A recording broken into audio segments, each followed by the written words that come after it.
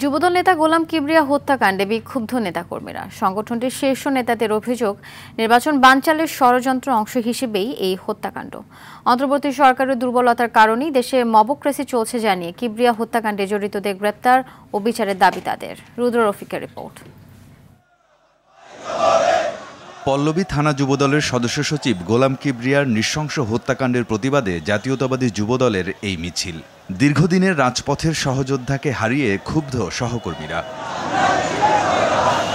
এর আগে diploma engineers ইনস্টিটিউশনে আয়োজিত মতবিনিময় সভায় বক্তারা এই হত্যাকাণ্ডকে পরিকল্পিত বলে অভিযোগ করেন। হত্যাকাণ্ডটি পুরোপুরি পরিকল্পিত ছিল।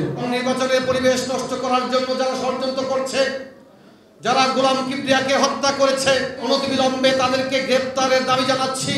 এই হত্যাকারীদেরকে যাতে কোনো রকমের ছাড় দেওয়া না হয় তার জন্য অন্তর্বর্তীকালীন সরকারের কাছে আহ্বান জানাচ্ছি। যুবদল নেতাদের অভিযোগ, নির্বাচনের পরিবেশ বিঘ্নিত করতে এ ধরনের ঘটনা ঘটানো হচ্ছে। এই হত্যাকাণ্ড কিন্তু কোনো বিচ্ছিন্ন ঘটনা নয়। অনেক ধরনের কৌশলী এবং কুশীলবরা কাজ করছে যাতে বাংলাদেশে নির্বাচন না হয়।